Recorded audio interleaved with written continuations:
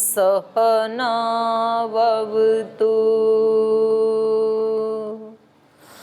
सहनौ भुनक्तु सह वीर्यं करवावहै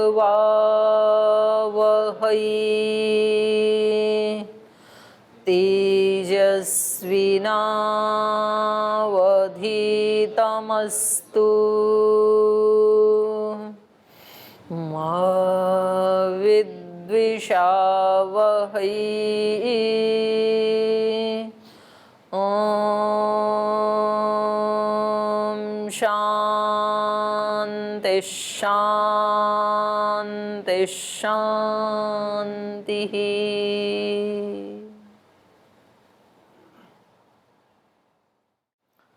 तो कल हमने पढ़ा था दो प्रकार की समाधि के बारे में।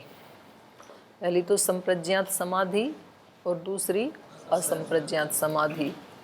तो ये एक तरह से यहाँ तक का जो पाठ है 18 सूत्र तक का, तो समझ लो कि योग दर्शन पूरा हो गया। तो बाकी अब इसी का विस्तार है। वैसे तो इन्होंने पहले 3 सूत्रों में पूरा कर दिया था। अथ योगानुशासनम योगस चित्तवृत्ति निरोध तदा द्रष्टु स्वरूपे वस्थानम वृत्ति सारूप्यम इतरत्र, हो गया पूरा योग दर्शन। बस इतना ही है। फिर उसको और थोड़ा सा बढ़ाया कि भाई वो वृत्तियाँ कौन सी हैं, तो बताइए वृत्तियाँ 5 हैं। तो फिर भाई इनको रोकें कैसे, तो उपाय बता दिया, अभ्यास और वैराग्य। अभ्यास क्या है उसकी डेफिनेशन बता दी, वैराग्य क्या है वो भी बता दिया। अभ्यास और वैराग्य का फल क्या है, परिणाम क्या है, तो अभ्यास और वैराग्य का परिणाम है 2 प्रकार की समाधि, ये फल है उसका। तो पहली समाधि है वो उसको कहा संप्रज्ञात, माने उसमें चीज़ें ठीक से उनका ज्ञान हो जाता है हमें वस्तुओं का। और दूसरी है असंप्रज्ञात। असंप्रज्ञात में फिर हम इस सब प्रकार के बंधनों से मुक्त हो सकते हैं, पीछे वाले संस्कारों को जला सकते हैं, आगे वाले बनने नहीं देंगे। तो एक तरह से जीते जी ही व्यक्ति जीवन मुक्त अवस्था को प्राप्त कर सकता है। तो ये मनुष्य का सर्वोपरि लक्ष्य है, मनुष्य मात्र का, ये इन्होंने हमें बता दिया। क्योंकि समाधि ही समाधान है, ये प्रथम सूत्र के भाष्य में ही व्यास ऋषि ने बता दिया। समाधि की परिभाषा क्या कर दी, समाधि समाधानम, समाधि समाधान है, उसके अतिरिक्त कोई समाधान नहीं है। हम बाहर समाधान ढूंढते हैं और बाहर समाधान करते भी हैं, और कुछ समाधान कुछ स्थिति तक बाहर के समाधान काम भी आते हैं, लेकिन वास्तव में अंतिम समाधान तो समाधि ही है।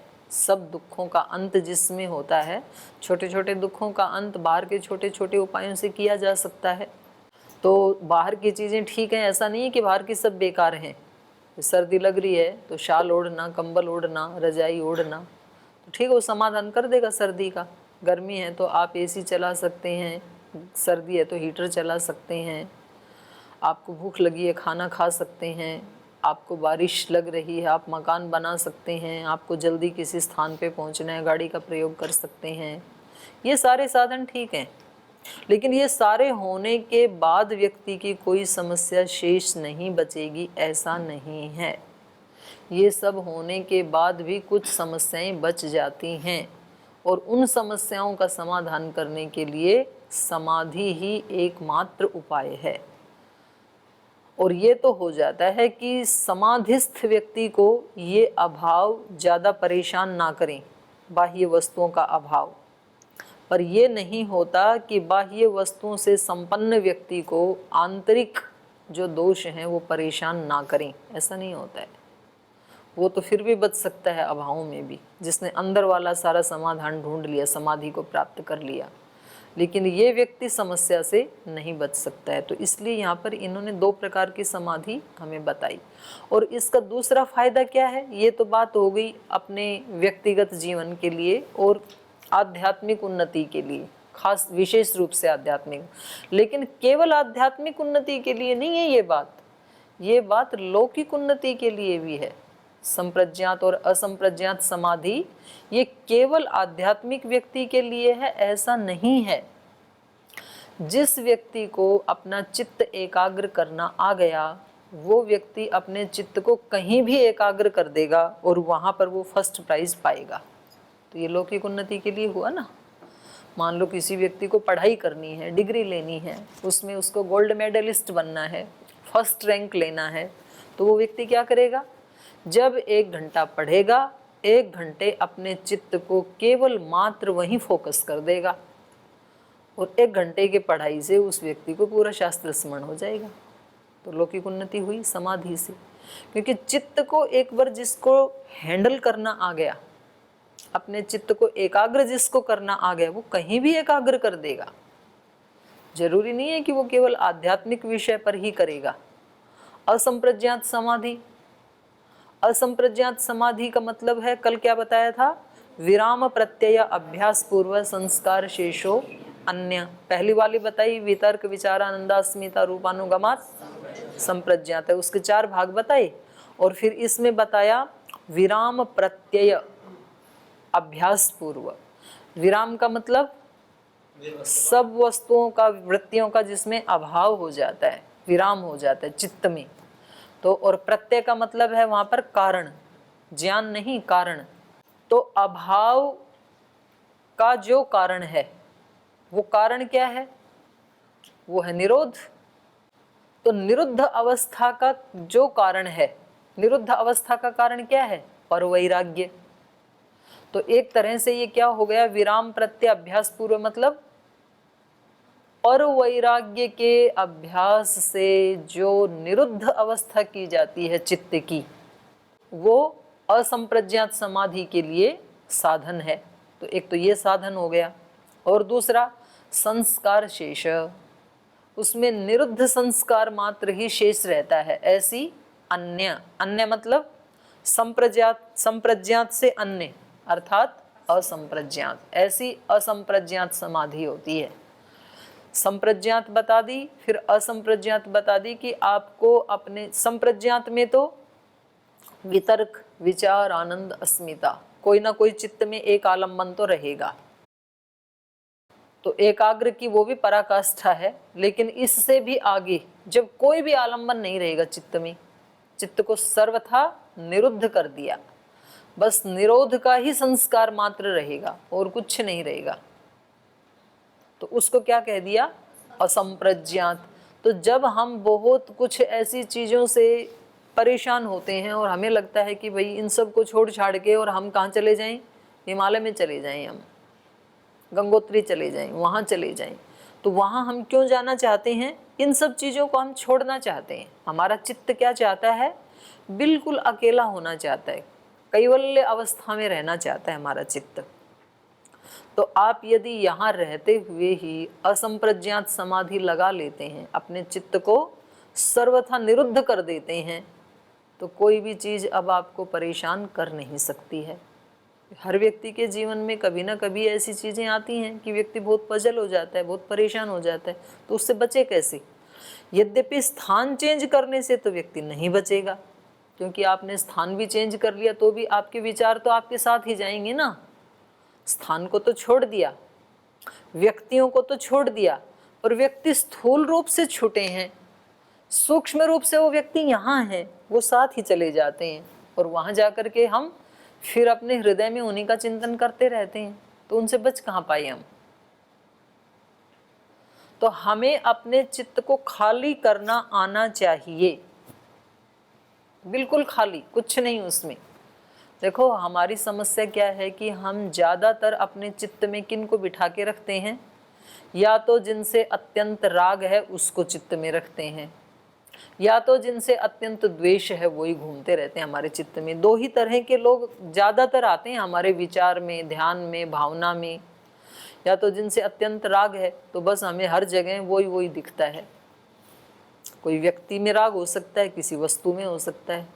मानो किसी वस्तु में राग है तो मतलब थोड़ी थोड़ी देर में चित्त में वही वस्तु आएगी। आपके मन में राग आ गया कि मुझे आम खाना है, तो थोड़ी थोड़ी देर में आम की ही स्मृति आएगी मन में। आपके मन में राग आ गया किसी व्यक्ति के प्रति, घर से तो आ गई, और माँ के प्रति राग है, तो आपको हर समय सब काम करते समय माई माई याद आएगी बस।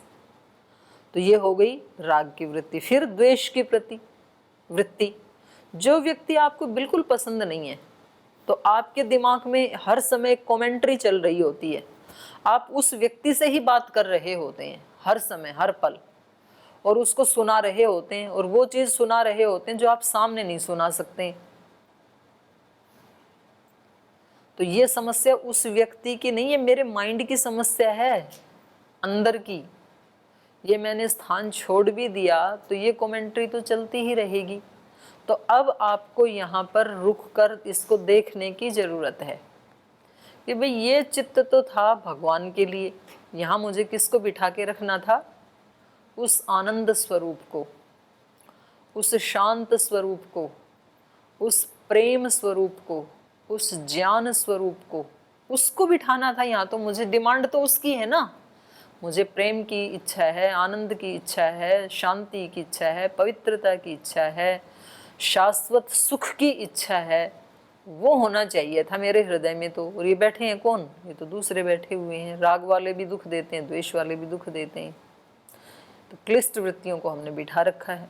तो एक बार यदि हमें ये सब वॉश आउट करना आ गया, असंप्रज्ञात समाधि लगानी आ गई, चित्त को रोकना आ गया, तो फिर तो हमारे लिए तो माला माल है, मौज ही मौज।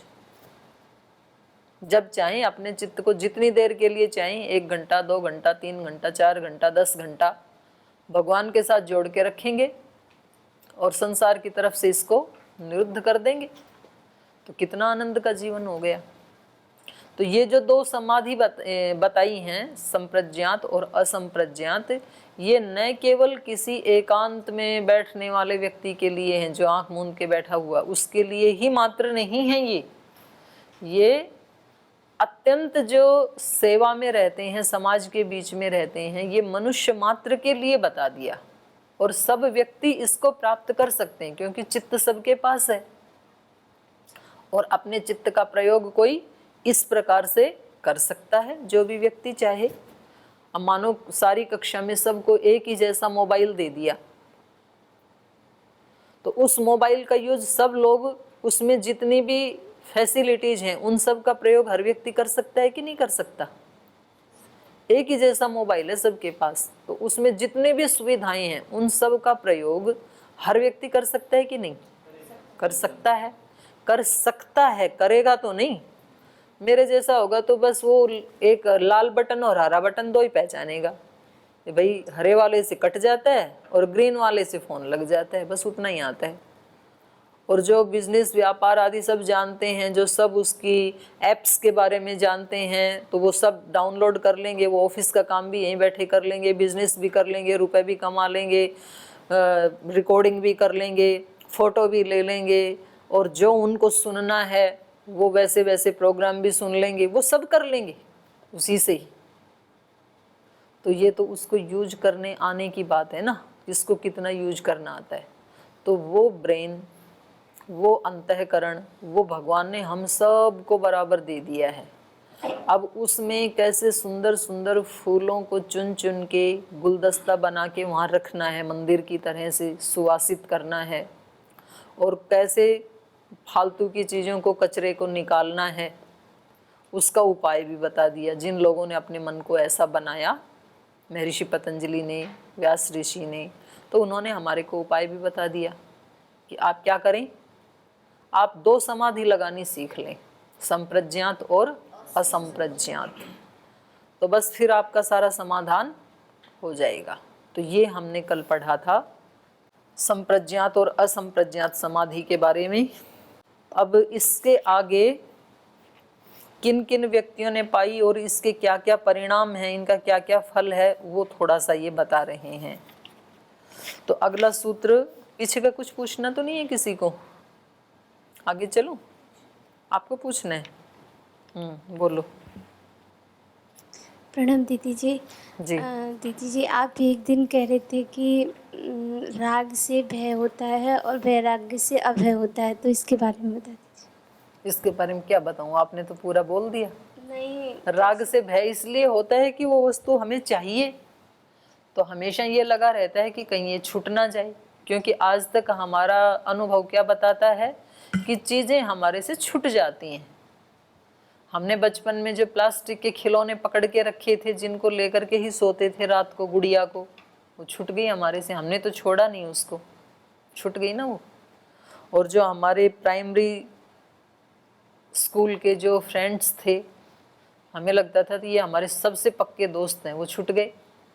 छोड़ा थोड़ी था हमने कि भाई आज से आपको छोड़ते हैं, ऐसे तो कहा नहीं किसी को, खो गए वो।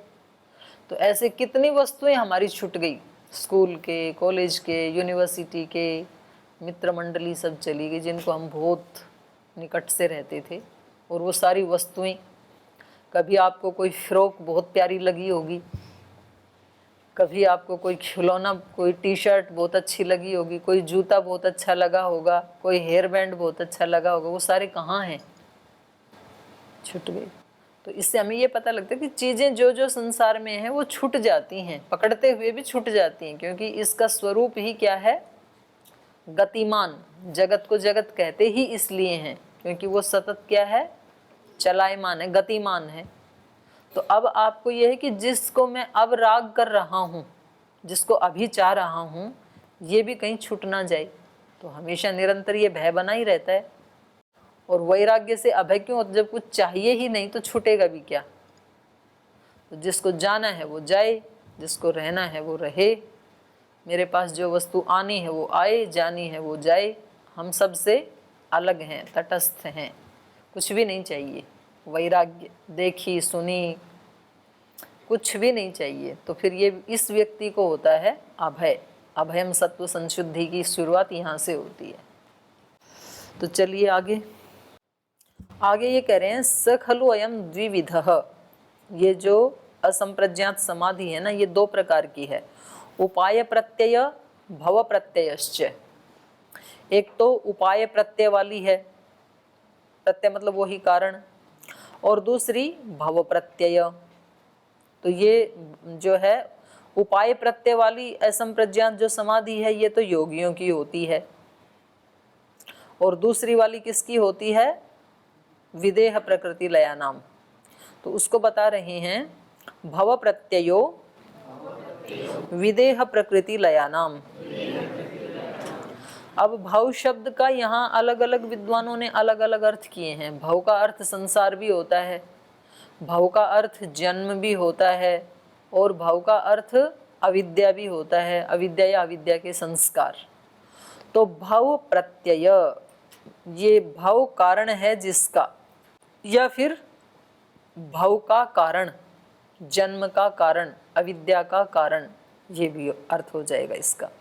तो जन्म या संसार कारण है जिसका, ऐसे विदेह प्रकृति लया नाम असंप्रज्ञात समाधि पीछे से आ रही है। जो विदेह हैं, विदेह मतलब विगत देह, या तो इस जन्म में वो देह भाव से ऊपर उठ गए हैं, या फिर जैसे सांख्य कारिका आदि में कुछ ऐसी योनियां हैं जिनका पार्थिव शरीर नहीं होता है, जैसे देवों का शरीर है, और फिर देवों में भी कई प्रकार के हैं। तो ऐसी उन आत्माओं को कह दिया विदेह, जो ऐसे स्थूल शरीर उन जिनको धारण करना आवश्यक नहीं है, उनको विदेह कह दिया। और प्रकृति लया नाम, देखो पीछे से दो चीजें चली आ रही हैं, वैराग्य और अभ्यास। तो अभ्यास का मतलब क्या बताया था इन्होंने कल, अभ्यास मतलब क्या, अभ्यास का बताया था कल, पुरुष के साक्षात्कार का बार बार प्रैक्टिस, ये बताया था। और उसकी बार बार प्रैक्टिस करेंगे तो क्या हो जाएगा, पर वैराग्य, कल ही पढ़ा था ना हमने। तो अब इसमें एक व्यक्ति को वैराग्य तो होता जा रहा है संसार की वस्तुओं से, पर वो विवेक नहीं हो रहा है, आत्म साक्षात्कार नहीं करता है कोई व्यक्ति। मतलब ज्ञान वाला जो धारा है उसमें आगे नहीं बढ़ता है, वैराग्य वाली में तो बढ़ रहा है। अभ्यास और वैराग्य दो हैं, तो अभ्यास वाले में कम बढ़ रहा है, वैराग्य वाले में ज़्यादा बढ़ रहा है। तो क्या होगा कि इस व्यक्ति को संसार से वैराग्य होने के कारण ये संसार से लिप्त तो नहीं रहेगा, लेकिन इसको क्योंकि ज्ञान नहीं है, उसका अभ्यास नहीं किया, तो फिर ये मुक्त नहीं होगा। क्योंकि मुक्ति का कारण क्या है, विवेक, ज्ञान। ज्ञानान मुक्ति न रीते ज्ञानान मुक्ति, ज्ञान के बिना मुक्त नहीं हो सकता है, क्योंकि बंधन है अविद्या के कारण, अज्ञान के कारण। तो मुक्ति किससे होगी? ज्ञान से। तो वैराग्य से, केवल मात्र वैराग्य से मुक्ति नहीं हो सकती है। तो ये ऐसी आत्माएं क्या होती हैं? प्रकृति लय।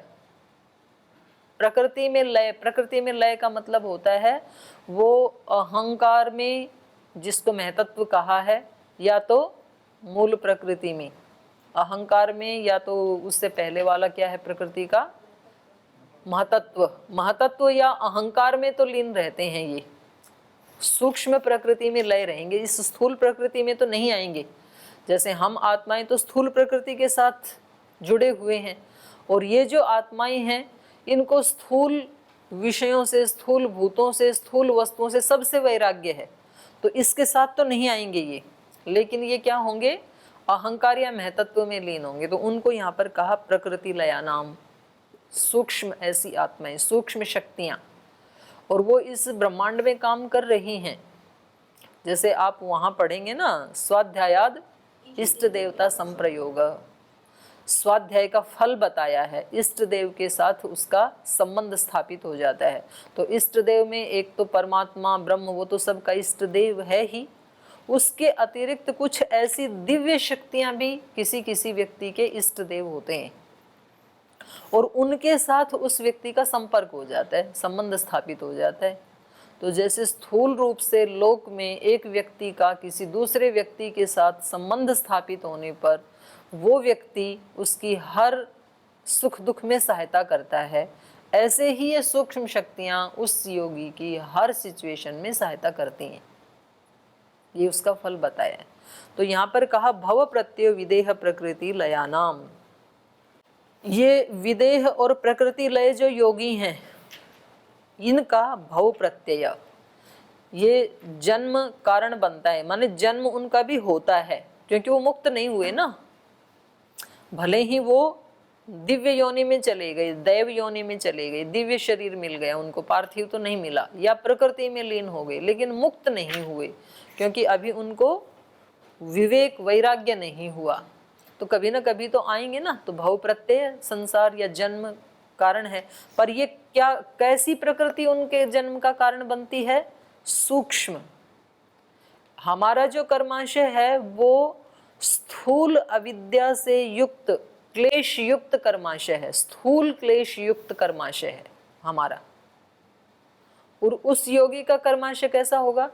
सूक्ष्म अविद्या से युक्त या सूक्ष्म क्लेशों से युक्त कर्माशय होगा उसका, क्योंकि दग्ध बीज तो ज्ञान से ही होता है। अंधेरे का सर्वथा नाश तो प्रकाश से ही होगा ना। तो उसने ज्ञान प्राप्त नहीं किया, वैराग्य से क्या हुआ? इसकी आसक्ति तो नहीं होगी, आसक्ति नहीं है तो वो स्थूल में आएगा नहीं, तो उसके क्लेश स्थूल नहीं बनेंगे, उसका कर्माशय स्थूल क्लेश युक्त नहीं होगा, पर सूक्ष्म तो रह ही गया ना उसमें भी।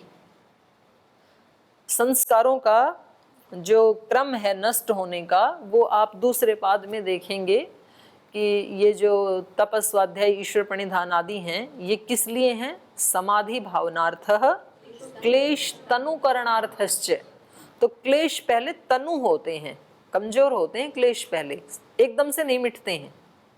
जैसे आप कपड़े को साफ करना चाहते हैं तो पहले पानी में डुबोएंगे तो पहले मोटा मोटा उसका जो डस्टिंग है वो निकलेगी पानी में, फिर उसमें आप साबुन लगाएंगे, फिर तीसरे नंबर पे उसको रगड़ेंगे, और चौथे नंबर पे यदि ज़रूरत है तो उसकी पिटाई भी करेंगे डंडे से, या तो कपड़े को ही ऐसे, दक्षिण में तो कपड़े को ही ऐसे धोते हैं वो, तो तब कहीं जाकर के सारा का सारा मैल निकलेगा। ऐसे ही हमारे अंदर की धुलाई भी है। तो पहले ये क्लेश हमारे क्या होते हैं? तप, स्वाध्याय और ईश्वर प्रणिधान से पहले तनु होते हैं, कमजोर होते हैं पहले, शिथिल होते हैं पहले, और फिर उसके बाद शिथिल होते होते होते होते फिर दग्ध बीज होते हैं। जैसे जैसे अभ्यास और वैराग्य बढ़ता जाएगा, विवेक बढ़ता जाएगा, योगांग अनुष्ठानात् अशुद्धि क्षय ज्ञान दीप्ति अविवेक ख्याते। ये जो योग के 8 अंग बताए हैं, इनका अनुष्ठान करने से, योगांग अनुष्ठानात् अशुद्धि क्षय, अशुद्धि का क्षय होते होते, तो एकदम से यहाँ नष्ट नहीं होती है अशुद्धि, धीरे धीरे नष्ट होती है। अशुद्धि क्षय ज्ञान दीप्ति, वैसे वैसे ज्ञान या विवेक बढ़ता जाएगा। कब तक बढ़ेगा? अविवेक ख्याते, जब तक कि ये ज्ञान विवेक में ना बदल जाए। ज्ञान और विवेक में क्या अंतर है? ज्ञान बदलते रहते हैं। ज्ञान बढ़ता रहता है, और ज्ञान का मतलब है किसी चीज के बारे में बताना, और विवेक शब्द जो है वो विचिर पृथक भावे धातु से बना है। वो है चीजों को अलग अलग दिखाना। ये जड़ है, ये चेतन है, ये पुरुष है, ये प्रकृति है, ये इंद्रियां हैं, ये इंद्रियों के विषय हैं, ये आत्मा है, ये इसका ज्ञान है, वो सब अलग अलग दिखा देता है। तो योग के अंग, योग अंगों का अनुष्ठान करने से जो ज्ञान दीप्ति है, जो ज्ञान की ज्योति है, प्रकाश है, आभा है, वो कहाँ तक बढ़ता जाएगा? जब तक कि चीजें हमें बिल्कुल साफ ऐसे अलग अलग ना दिखें, तब तक वो बढ़ता जाएगा। तो इसलिए यहाँ पर बताया कि ये जो विदेह और प्रकृति लय नाम वाले जो योगी हैं, दो प्रकार के जो योगी हैं, जो आत्माएं हैं, इनका भी जन्म तो होगा। भव तो कारण है इनके अज्ञान का, पर इनका अज्ञान कैसा है? सूक्ष्म है। तो इसलिए ये स्थूल शरीर में तो नहीं आएंगे, पर इनका कहीं ना कहीं किसी ना किसी लोक में तो इनको रहना पड़ेगा, मुक्त तो नहीं होंगे ये अभी। तो इनकी असंप्रज्ञात समाधि लग जाती है। तो एक बार भाष्य पढ़ते हैं, फिर और इस पे विचार करेंगे। विदेहानाम देवानाम भव प्रत्यय, विदेह नाम के जो देव हैं, तो इससे पता लग गया कि ये देव योनि हो गई, मनुष्य योनि नहीं है। जो विदेह हो गए, जो देह से ऊपर उठ गए, वो किस योनि में आ गए? देव योनि में। विदेहानाम देवानाम भव प्रत्यय, तो इनके भव प्रत्यय नाम की असंप्रज्ञात समाधि होती है। ते ही स्वसंस्कार मात्र उपयोगेन, यहाँ पर यह छूटा है ना, मात्रोपयोगेन चित्तेन कैवल्यम पदम इव अनुभवन्त स्वसंस्कार विपाकम तथा जातीयकम अतिवाहयन्ति तथा प्रकृति लया साधिकारे चेतसी प्रकृति लेने कैवल्य पदम इव अनुभवन्ति। ते ही, वे जो योगी हैं, वे स्वसंस्कार मात्र उपयोगेन, जो उनका संस्कार, संस्कार मतलब यहाँ कौन सा? निरुद्ध संस्कार, जो पिछले उसमें बताया था, संस्कार शेषो अन्य,